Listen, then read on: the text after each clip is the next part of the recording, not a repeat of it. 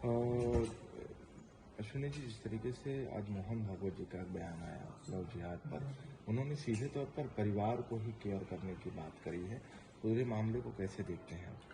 देखिए, लव जिहाद एक राष्ट्रीय समस्या बन चुकी है और साल में 5 लाख बहन बेटियां लव जिहाद का शिकार हो रही हैं। इसमें से 1.5 लाख तो वापस आ जाती हैं, 3.5 लाख वापस भी नहीं आ रही हैं। और इस लव जिहाद के कारण लगातार पॉपुलेशन का जो रेशियो है वो चेंज हो रहा है। लव जिहाद रोकने का एक तो तरीका यह है कि हर एक प्रत्येक परिवार में कुटुंब प्रबोधन किया जाए, आपस में चर्चा की जाए, उनको इस खतरों को बताया जाए। और दूसरा है अपना जो शासन व्यवस्था अपना देखेगी, जो इस पर नियम कानून करेंगे, जो पुलिस अपना काम करेगी वो करेगी। बड़े प्लान्ड वे में भारत में लव जिहाद हो रहा है। बड़े प्लान्ड वे में भारत में घुसपैठियों को बसाया जा रहा है। बड़े प्लान्ड वे में भारत में धर्मांतरण किया जा रहा है। तो अल्टीमेटली जो टारगेट है वो भारत की डेमोग्राफी बदलने की है, क्योंकि डेमोग्राफी बदलती है तो उसके बाद वहाँ का कल्चर बदलता है, वहाँ का त्यौहार बदलता है। तो माननीय पूज्य संचालक जी ने जो विषय उठाया है ये बहुत ही गंभीर विषय है और इसके ऊपर पूरे देश में चर्चा की आवश्यकता है।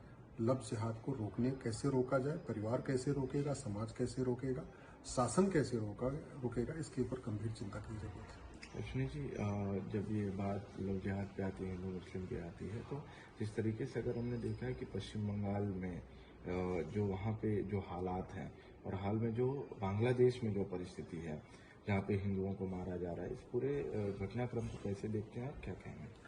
देखिए, घटेंगे तो कटेंगे, जहां जहां घटे वहां वहां हम कटे, जब जब घटे तब तब कटे। बंगाल जो बांग्लादेश है ये पहले ईस्ट बंगाल कहलाता था। बंगाल के 2 टुकड़े हुए थे और बंगाल में डेमोग्राफी बदली, इसीलिए ईस्ट बंगाल और वेस्ट बंगाल बन गया। और जो ईस्ट बंगाल है वो आज के डेट में बांग्लादेश कहलाता है और वहां पे जघन्य तरीके से हत्या की जा रही है। हिंदुओं के मकान दुकान पे कब्जा किया जा रहा है, हिंदुओं के खेत खलिहान पे कब्जा किया जा रहा है, हिंदू बहन बेटियों से छेड़छाड़ की जा रही है, उनको अपमानित किया जा रहा है। पश्चिम बंगाल जो हमारे हिस्से में है वहां की भी डेमोग्राफी बहुत बदल चुकी है, खासतौर पे जो बॉर्डर का एरिया है, चाहे वो मुर्शिदाबाद हो या बाकी और भी एरिया है, वहां पे भी जहां भी 50% से ज्यादा कन्वर्टेड हिंदू हो चुके हैं, गैर हिंदू जहां 50% से ज्यादा है, अब उनकी कोशिश ये है कि इस तरीके की कुछ घटनाएं करके हिंदुओं को वहां से पलायन के लिए मजबूर करना। दुर्भाग्यवश बंगाल की सरकार भी कहीं न कहीं ऐसे तत्वों के दबाव में आ चुकी है और अब तो बंगाल में बाकायदा बाबरी मस्जिद बनाई जा रही है। बंगाल में बाकायदा सरकार के संरक्षण में और भी काम हो रहे हैं। तो इसका एक ही तरीका है कि बंगाल की शासन व्यवस्था बदले, बंगाल का जो सिस्टम है वो बदले, बंगाल के अधिकारी, बंगाल के जो नौकरशाह हैं वो इस बात को समझें कि बांग्लादेश में क्या हो रहा है और हमारे हिस्से का जो बंगाल है उसको कैसे बचाना है। इस समय सुप्रीम कोर्ट के 2 मामले काफी चर्चित हैं। पहला कुलदीप सिंह सेंगर और दूसरा अरावली। दोनों ही मामले में जिसमें हाईकोर्ट ने पहले फैसला दिया कुलदीप सिंह सेंगर में, उसमें सुप्रीम कोर्ट ने रोक लगा दी और अरावली के मामले में भी रोक लगा दी।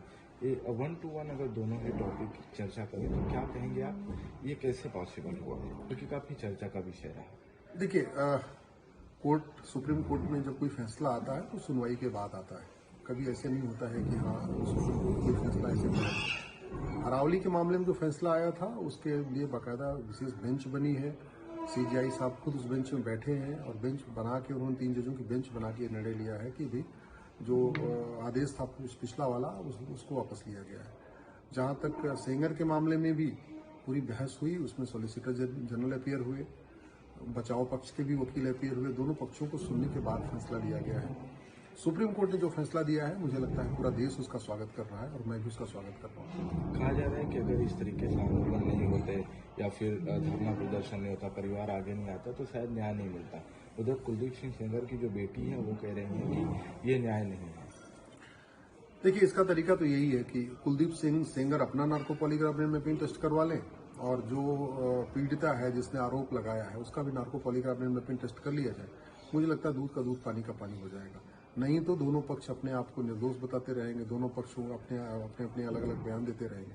समाधान इसका यही है कि पूरे मामले में दोनों पक्षों का नार्को पॉलीग्राफ मैपिंग टेस्ट हो, जो गवाह हैं उनके साथ उनका भी टेस्ट हो जाए, फिर इसका समाधान हो जाएगा। एक जब सुप्रीम कोर्ट का जजमेंट आया उसके पहले ही बीजेपी के जो नेता हैं ब्रिजभूषण सिंह, वो उनको बताते रहे कि नहीं, वो जो निर्णय है बराबर है, उनको साजिश के तहत फंसाया जा रहा है।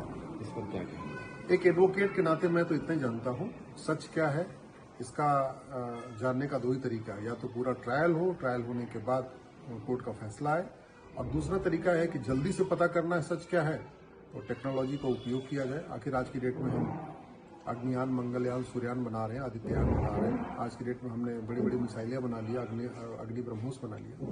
तो फिर टेक्नोलॉजी का उपयोग करना चाहिए, और उसका एक ही तरीका है, नार्को पॉलीग्राफ मैपिंग टेस्ट। यही इसका उपयोग किए बिना सच को जल्दी पता करना मुश्किल है।